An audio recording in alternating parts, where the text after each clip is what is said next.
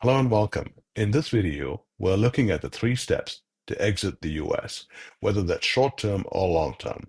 The first is exit readiness, having the things ready so you can go when you're ready. The second is having a destination to go to. And the third is the move itself. In this video, we'll focus foremost on exit readiness, getting everything you can get done before you need to move. The second step, we'll touch on it, is about selecting a destination. And the third step, the move, will be something that comes at the tail end. So with that, let's take a look at some of the things that we need to consider. So here are some of the countries we visited over the last few years to find what we liked and what was a good fit for us. It's a broad range of countries that we covered here. The first thing we need to do is make sure that our passport has a long enough runway on it. Now, many countries will give you a visa to visit if you have 6 months left on your passport.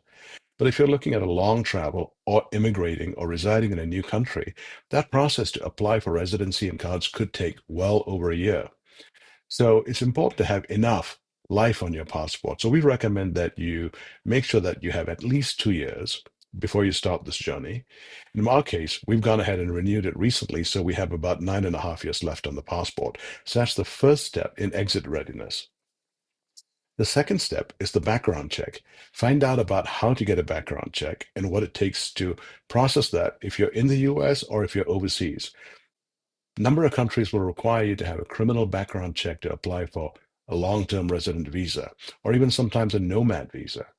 And so finding this out early is a good thing. Now, with the reduction in services going on in the US currently, this could take as long as 4 months because these countries often require a physical document that has an apostille, which is like a notary in Europe.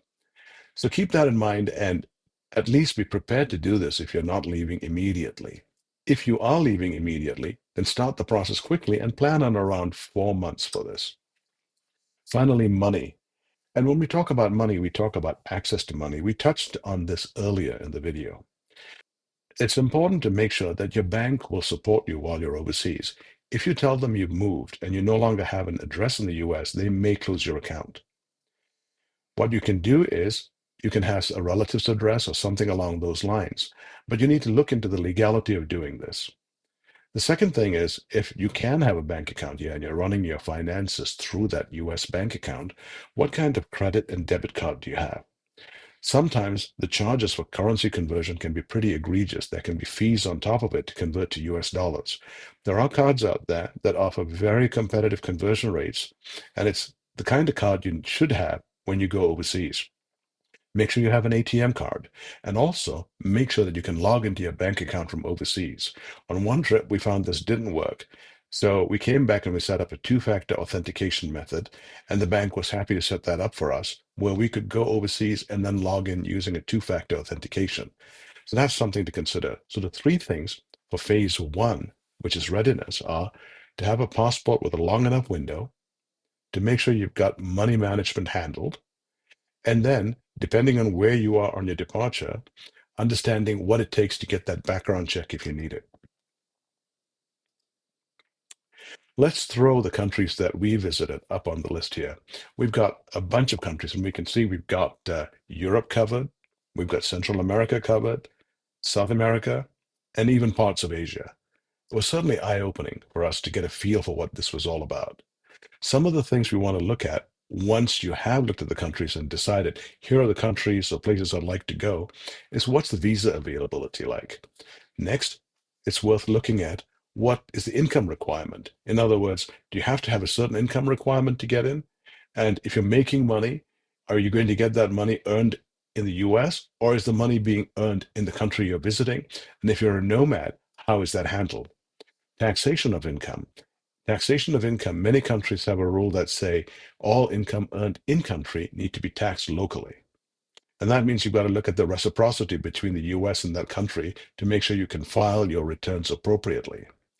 Now, some countries say that if you're a resident there, your worldwide income might be subject to their taxes. So make sure you understand what the rules are for the country that you select. Next is housing. When we talk about housing, we mean the total cost of living. That includes the house or the condo, the flat, the location of that place, the price, what it includes, the term and duration for that, the cost of food and groceries, access to transportation, cost of transportation, etc. Then we should look at healthcare. What is healthcare like in your target location, and is it covered under your visa, or do you need to buy separate insurance? When we talk about accessibility, this is about accessibility for people coming to visit you, whether they are in the US or other countries. How difficult or how easy is it for them to visit you? Sometimes it's just one flight away. Sometimes it's two flights. Sometimes it's a flight and a train, a flight and a train and a bus, a flight and a train and a ferry. So these are all variations that could occur. And depending on how frequently you want people to visit you, this is a factor to consider. Next, we need to consider education. And education has two prongs. The first is if you have children, you want to understand what the educational system is like for your children. Can you use the local system, or do you need to have a private school there? The second is adult education. Sometimes, if you're working in a country and you are treated as a resident, you may be able to get college level education at no incremental cost, although it might be in the evenings, and that could be a plus. So, something to consider. And then, of course, there's estate taxes. These vary widely across countries, but all of them have a lower threshold in the US of $11 million dollars that goes inheritance tax free. It also makes a difference who the beneficiaries are. For example, tax rates for children are different than tax rates for spouses and tax rates for other people. So, this is something else you might want to look into. So, moving along, priorities in selecting a new home often revolve around career stage. Are you early stage career or mid senior level executive? Or are you retired? Second, financial standing. Are you living on your pension, your social security, and savings? Or do you have other income sources? Do you have assets that are significant enough that these are not concerns? It's a factor to consider, and the implications of estate taxes if you have assets. And finally, family situation, whether you have children, grandparents, or other adults you need to take care of. So, for us, this came down to these factors: culture, climate, geography, healthcare, stability, and taxes. And by culture, we mean how well we fit in, how integrated and how diverse is the population there in terms of culture and experience. Climate, we're comfortable with temperatures from the high 20s to the low 80s. And that's an important thing to consider in the context of temperature and humidity. By geography, I mean the geography around the place that you choose to live. Are the roads around your apartment or your home that you have in the new country, are they flat? Are they substantially level? Can you walk? Can you bicycle that? Or is it steep and hilly where you might need a vehicle to get around? This might make a difference to individuals, but it's something to consider. And then, of course, healthcare. The quality of healthcare in comparison to your home country and to other countries, and also the cost of healthcare and accessibility. When I talk about stability, we're talking about political and economic stability. How important is that to you? Do you need a place that is relatively stable economically and relatively stable politically? Now, nothing is really stable over the really long haul, but for your horizon, the time horizon you set, whether it's for you or for you and your children. And then there is, of course, taxes. And these are both income taxes and estate taxes and how it applies to your situation. So the key points are if you've got your passport with a life that's long enough, 2+ years, if you figured out how to handle your money, you set your accounts up so you can access them easily from international locations, then you've got two of the three critical things for a quick exit. The third is to make sure you understand the background check and criminal check process and how you can initiate that, whether you're in the US or whether you're international. Once you've got these three things done, you are really ready to make the jump. Doesn't mean you have to jump, but it does mean that you are prepared to make that move when the time comes. There's great comparative data on crime, political stability, healthcare, education, and cost of living. These were drivers that are important to us. And it's something that we really should look at. After analyzing all this from our travels and our experience, we ended up narrowing it down to these six countries: France, Greece, Portugal, Spain, Brazil, and Uruguay. Now you'll notice that Brazil is the outlier here in terms of climate. It's the warmest by a long stretch in this group. However, Brazil can vary in climate from the Caribbean north to the south that's closer to Uruguay. So it's something to consider. Another concept to consider in many countries is forced heirship.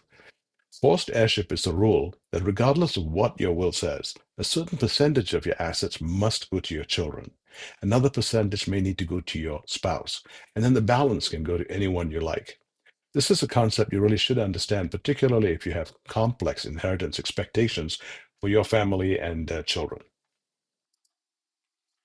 Now let's look at the destination selection methodology we used. I want to share this with you here as a discussion piece, and then as we dive into the locations we've chosen, we'll walk you through the example in more detail. We ask for altitude because the higher you are, often the drier the air is. Then we ask for the maximum temperature in the month the temperature is high, the average humidity at that time, the minimum temperature in the month that happens, and the average humidity at that time. This gives us some basis to compare places and say, okay, I can live with this. Now, note that 45 degrees, say in Athens in winter in January, at 75% humidity can be quite cold. If you're in a dry, arid climate, say high desert, where it's 45 degrees and the sun shining, you can be very comfortable and warm. So you've got to understand how you react to humidity and temperature to choose something that fits your needs. Let's take a look at another data set.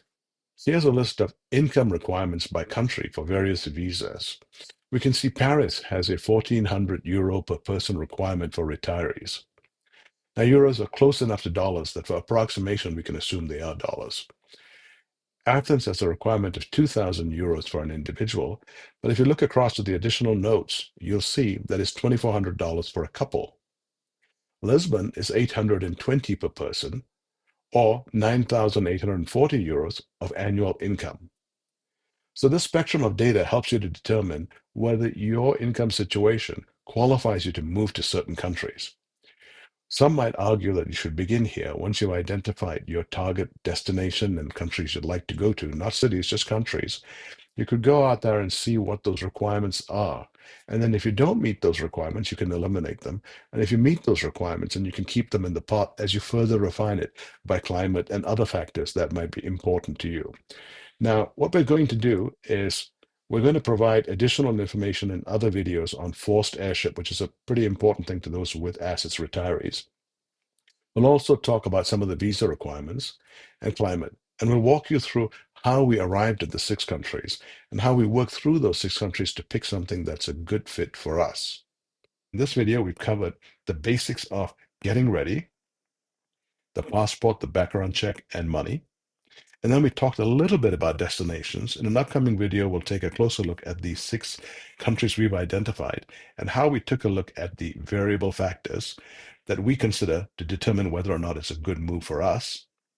And then the last one would be a move itself, which will come later. So in the last slide here, we'll present some of the data sources out there that you could use to look up some of this data that we talked about in your search for a destination. And then we'll go ahead and apply that to the 6 countries we identified, and then hone in on potentially one that'll become our target destination. I hope that was helpful. And if you think there's anything else we should cover, please comment below. Let us know what we should cover, and be happy to try and address any questions you might have. Thank you so much for watching.